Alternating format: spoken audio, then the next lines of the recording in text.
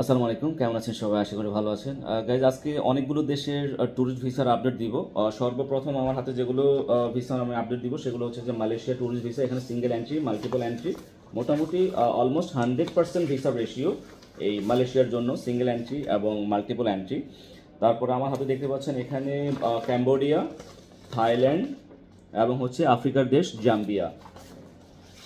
So প্রথমে Malaysia দিয়ে start করবো যে মালয়েশিয়ার ভিসার জন্য আপনাকে সিঙ্গেল এন্ট্রির জন্য কী ডকুমেন্টস লাগবে এবং মাল্টিপল এন্ট্রির জন্য কী ডকুমেন্টস লাগবে এবং কারা কারা এলিজেবল। মাল্টিপল এন্ট্রির জন্য প্রথমে শুরু করব। মাল্টিপল এন্ট্রি যারা নিতে চাচ্ছেন মালয়েশিয়ার 6 মাসের মাল্টিপল এন্ট্রি, তারা অবশ্যই একবার যাওয়া থাকতে হবে, প্রিভিয়াসলি আপনাদের মালয়েশিয়ার ট্যুর করা থাকতে হবে। মালয়েশিয়া যদি একবার মিনিমাম একটা ট্যুর করা থাকে সেক্ষেত্রে আপনি মালয়েশিয়ার জন্য এই হচ্ছে যে মাল্টিপল এন্ট্রির জন্য অ্যাপ্লাই করতে পারবেন।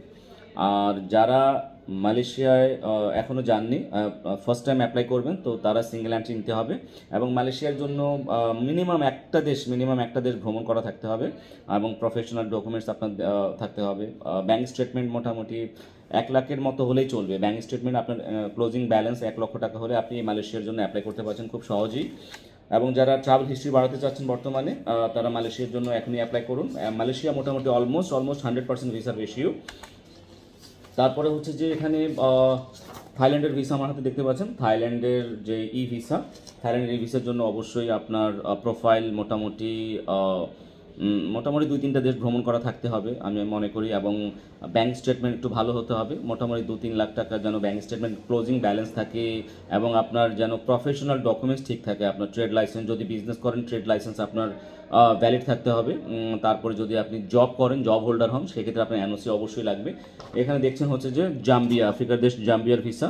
বর্তমানে আফ্রিকা অনেকেই যাচ্ছেন, কেউ ট্যুরিজম পারপাসে যাচ্ছেন, কেউ বিজনেস পারপাসে যাচ্ছেন। আপনারা বিজনেস পারপাসে যেতে পারেন। Available Zambia, Kenya, east Africa, Madagascar, এগুলোর ভিসা আমরা সার্ভিস দিচ্ছি। শুধু পাসপোর্ট কপি ছবি হলে আমরা বাকি ডকুমেন্টসগুলো সাপোর্ট দিয়ে আমরা ভিসাটা করে দিচ্ছি আফ্রিকার জন্য। আর এখানে হচ্ছে যে সর্বশেষ সেটা হচ্ছে যে ক্যাম্বোডিয়ার এই ভিসাটা একেবারেই আপনারা স্মুথলি নিতে পারেন।